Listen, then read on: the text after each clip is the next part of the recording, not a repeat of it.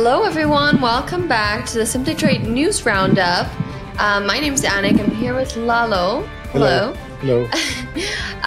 So we're obviously, you should already know what the deal is, what we're doing. But if you're new here, we break down the latest developments in international trade news. And really, maybe sometimes we add in other industries as well. And I am choosing the top topics or stories that I find.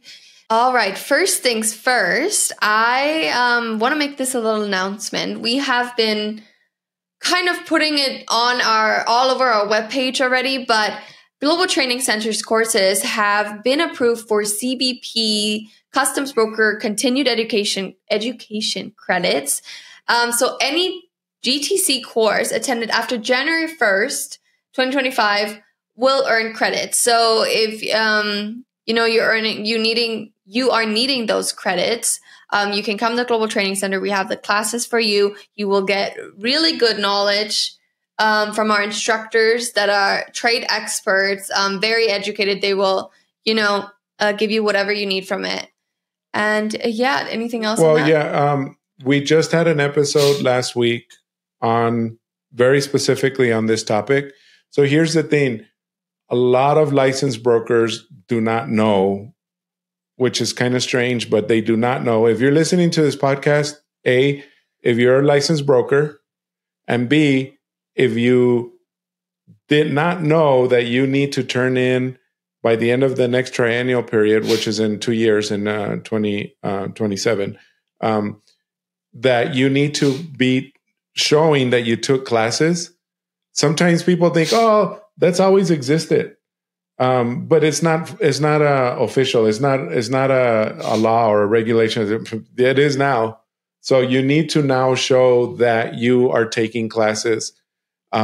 After this triennial period is going to be 36 hours.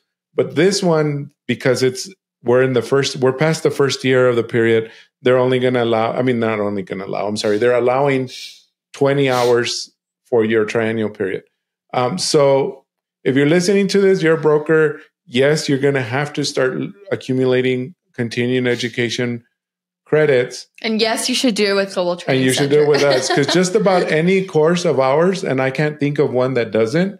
In fact, this is going to sound silly, but we were thinking of accrediting even the podcast. So we've talked to someone about it, and they're thinking, yeah, we can actually do that. We can help you accredit the podcast, because we are talking about trade. So not that we're doing it because there's a lot of things behind that, but we may at one point or another. But anyway, just so you know, you do all our classes. They're accredited. Listen to the podcast episode that aired this last week on Thursday, because that gives you a ton of more information. But the important thing is who your provider is for education. Make sure they have the official logo and the official emblem that they are accredited, which we are. And if you're not sure, you can also reach out to NCBFA or anybody. The 5 accreditors. Listen to the episode, but there's 5 accreditors. Yeah. There's NCBFA, ICPA, Sandler & Travis and Rosenberg is another one. Trudy Wilson, who's also an instructor for us. She's True Trade Solutions, or her accreditations are actually called True Trade accreditations. Or certifications. Anyway, and then there's lastly EMTC. That's the E-Merchants Trade Council. So any of those 5, you can always reach out, or just CBP. What the heck? Just go in there, find them, and you'll get all the information you want. So yeah. All right. Well, let's get started into what is happening. Lately, it's been a little challenging because most of it has been on speculations on what is happening in 2025. What do the tariffs look like? What do other countries have to say on it, and what might happen? It's a lot of speculation, and we will get into that on the podcast. Maybe not in the news segment. That's probably later.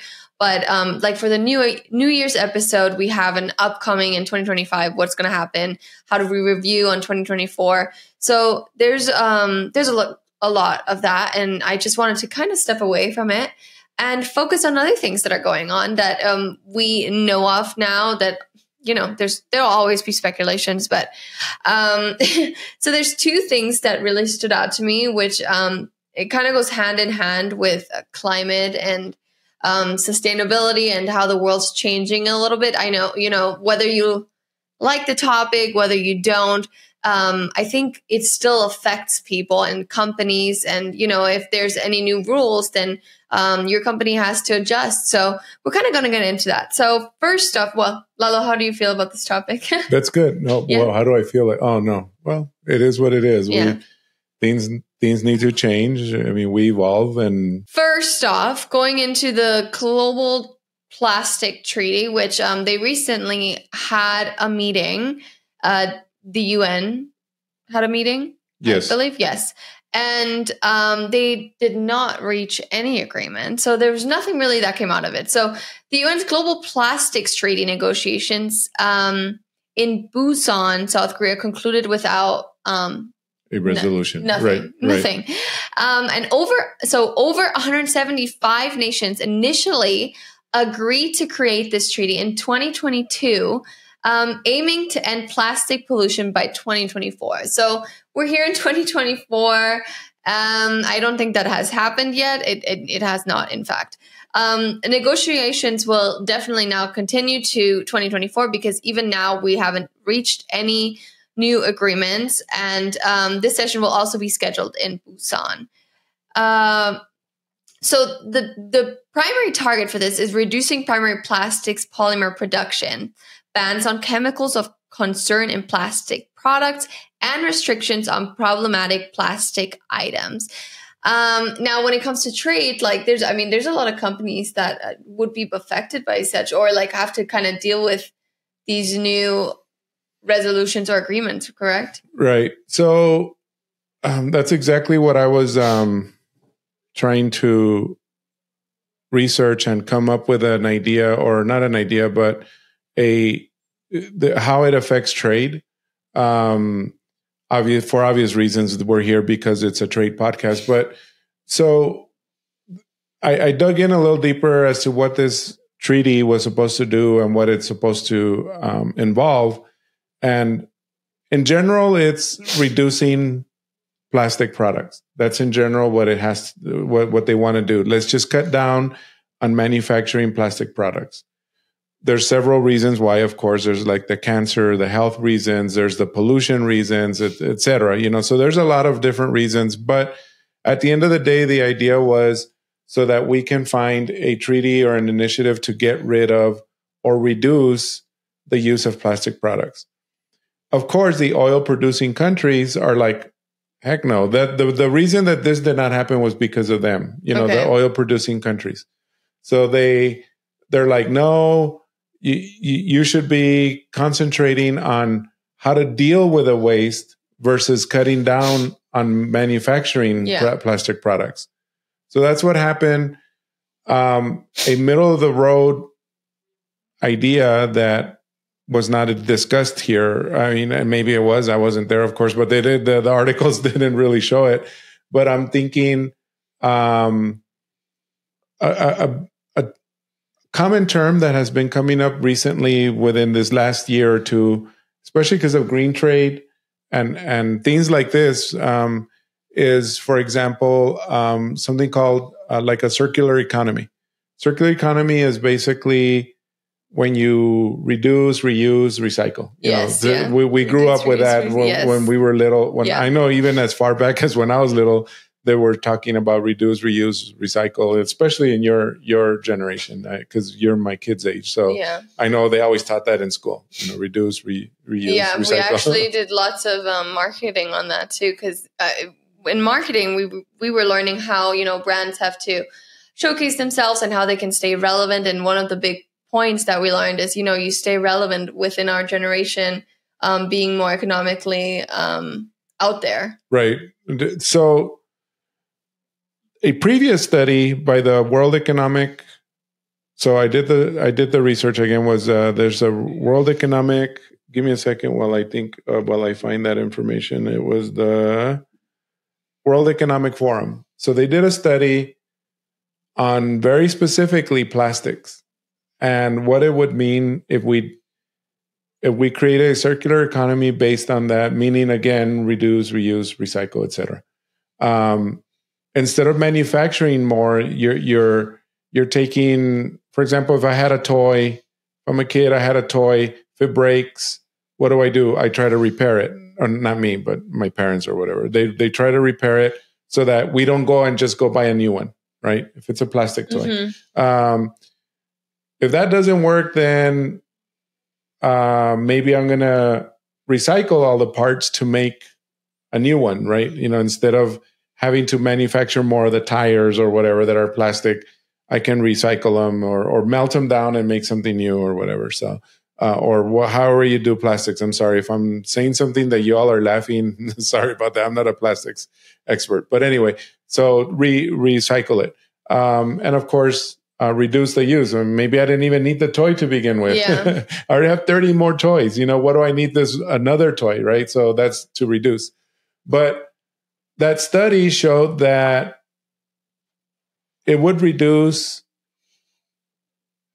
save the world economy. It would save them $200 billion a year. $200 billion a year in having to deal with the plastic waste and plastics, right? And it would create 700,000 new jobs.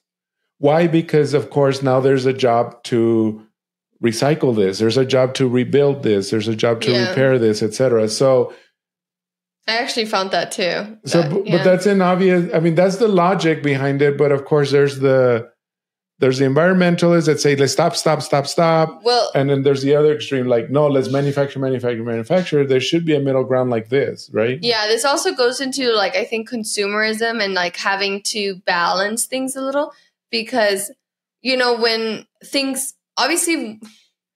when things are more sustainable or, done a little differently, they might get pricier. So products will become pricey. Even though we have created more jobs, products might become pricier, which for consumers, obviously, it's not what they want. And that's a clash between environmentalists and the trade people is that, Right. But I think the offset is this. Okay, it might cost more, but I'm not going out there and buying 7 or 8 over 5 years because it keeps breaking. You know what I'm saying? Like if I'm recycling or reusing or reducing it, I'm only using one of that product and I'm only buying it once instead of 4 or 5 times because something goes wrong with it. What do? We throw it away. I know, but let's go to Coca-Cola, like those kind of companies, when it's like bottles and whatnot. No, right. And that's why they're insisting with them, then we recycle those bottles, right? But yeah, you're right. I mean, what we do anyway nowadays. I mean, here in downtown El Paso, I don't know if you've seen that huge mural that they built on the site of one of the biggest buildings here in El Paso. It's really nice. Maybe Mara can throw an image on that for YouTube. Beautiful mountain lion, because we have mountain lions here in El Paso. And it's made out of all recycled products. Yeah. It's really cool. I mean, and I've seen some when we went to Europe earlier this year when we were in Portugal. Same thing. I took pictures of that. Maybe I can put those up there as well. That they do. There's other uses for recycled products, I guess. And yeah. I mean, I think when we're talking about the trade aspect, but right. If you look at other aspects, I mean, I've seen now companies, they charge for, or, Walmart, I don't know if Walmart actually, but I know Albertsons, Sprouts charges yes. for bags. the plastic bags, but right. they're reusable too. So right. they're, biodegradable and whatnot. So that's an effort. And, that we don't see in America just as big as in Europe, just because also I go to Starbucks here, they still give you regular straws. But it depends on where you are though, because here in Texas, they don't care. Well, maybe El Paso, Austin, they do. So in Austin, they charge you. You're not going to walk out of a store with a bag without paying for it. Yeah. I from what I remember, my last visit in Austin, where my kids live in California, forget about it. You're definitely not walking out of that store without probably won't even get a bag without paying for that bag. Yeah. They'll give you 3 choices: a plastic bag. Oh, actually, no, they don't. I think plastic is pretty much gone out the door in California. You can either buy a paper bag or the reusable ones that, with the handles and pretty decorations and all that. Yeah. So, which is probably made out of plastic. But anyway, those are your options, or throw them in your trunk, however you want. You know what I mean? Because they're not going to give you one. So yeah. But talking about money, like there's also been big news on the financing, on climate financing, which has been, adjacent to these news that we got with the plastic, where there was no agreement set. Now with the climate finance, it looks like a little bit better on, they seem to know what they want and what they're doing. So the World Bank Group delivered a record of $42.6 billion in climate finance for the fiscal year of 2024. And they aim to increase climate finance to 45% of total lending by fiscal year 2025, potentially reaching $40 billion annually. So it seems like they want to make a difference, and this is like their plan. And for high income, so the MDB, multilateral development banks, they're also boosting their climate financing. So for high income countries, an annual climate financing is expected to reach $50 billion by 2030. So that does make a big difference, right? It does. It should be. And again, I don't really like to take the position of like extreme, like green, and I don't want to. No, because these are just facts. Right, right. This is just what's happening. What I mean. So this is what I like, because it is some effort in trying to make something happen, some effort in trying to improve. And again, some people may not see it as an improvement. Some people say it as, it's a nuisance. I can't get a bag anymore or whatever. You know what I mean? I'm just saying, to me, I'm just going with a logic. What's logical? I mean, it's like taking the position of a company who uses forced labor, and they'll say, well, if I didn't use forced labor, then I'm going to have to charge you a lot of money for this product. So too bad. I mean, what do you want? A cheap product, or do you want an expensive product because I'm paying people, right? I mean, I know this is very simplistic, but that could be the logic or the reasoning for some people. I mean, but logically speaking, is like, no, treat humans as humans. You know, you don't force them to work. If I have to pay more for it, then it's my choice to pay for it or not, but whatever, you know what I'm saying? I need to make that, as a consumer, make that moral decision to do that or not. But of course, and that always goes affecting, your supply chains and your trade and all that. I think that global supply chains, it's going to shift, What has with companies seeking more sustainable sourcing options. Whether they're doing it now or later, I think it's really going to benefit starting earlier. It might be a little costly, and that's why it's so hard to balance it out and understand the discrepancies there are. But I feel like if you're not getting ahead of it now, then you might later pay even more, because you're going to get, kind of have to get behind it. Well, yeah, how to deal with all the waste, how to deal with even the medical problems that may result from plastics. And, there's been several studies and research that it does cause, in some way or another, some plastics, how they may cause like cancer and illnesses and stuff like that. So again, you do need to deal with it in one way or another, but I agree. I mean, I don't know. It's just real interesting to see, because, like, for example, I fly a lot of Southwest Airlines. They no longer give you drinks in plastic cups. Oh, really? It's all gone. It's all gone. Mm. It's all little bamboo cups. Oh, yeah. Bamboo cups, serving cups. When I first got that, I thought Starbucks should be a little bit more. Well, they may, you never know. I mean, they're not here right now. I think it's it's such a big corporation. But again, okay, this is not. This is not on trade. This is just my own. This is my own stuff. But in the trade industry, for companies, how do you think they have to keep up with it, or how do you make those decisions? To become more sustainable, or go green, do green trade.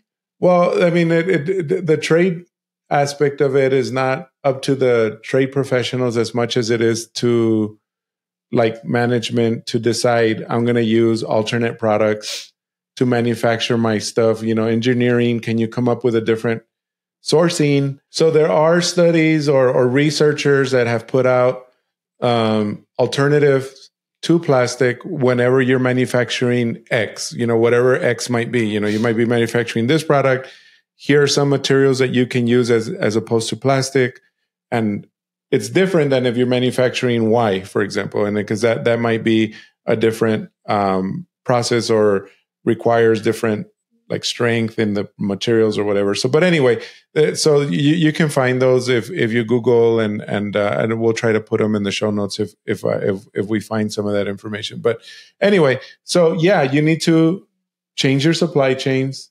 You need to change, like, for example, the way if you're a trade professional, how are you going to import or import into a country that is very strict on trade? We see that in Europe, for example. Mm-hmm.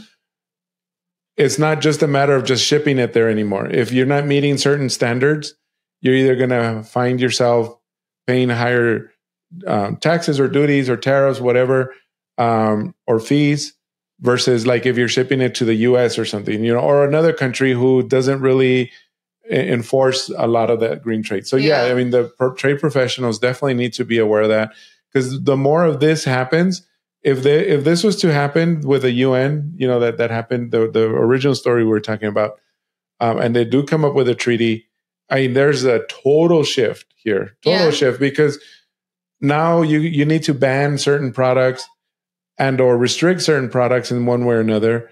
And by doing that... And that could be a huge hit on companies. Well, that's what I mean. They're going to need to start complying.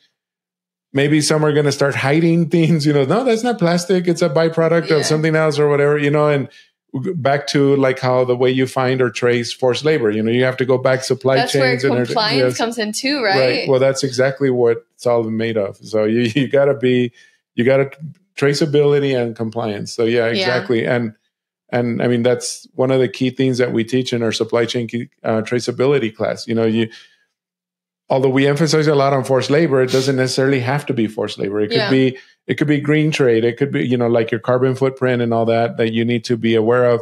And maybe later materials, like plastics, you just need to know how to trace your supply chain so that you're able to know from the minute, like they say, from dirt to shirt, it from the minute it came out of the ground to the minute you're wearing or you're buying it. So yeah, that's interesting. But it's like, I mean, just looking at the news and seeing the progression of it is nice, and I hope that companies realize that too. And even if the government is not yet making a certain point on it or having a certain agreement, I think these companies need to say, look, there's no agreement yet, but there is going to be. So let's get ahead of the game. Let's decide what can we do?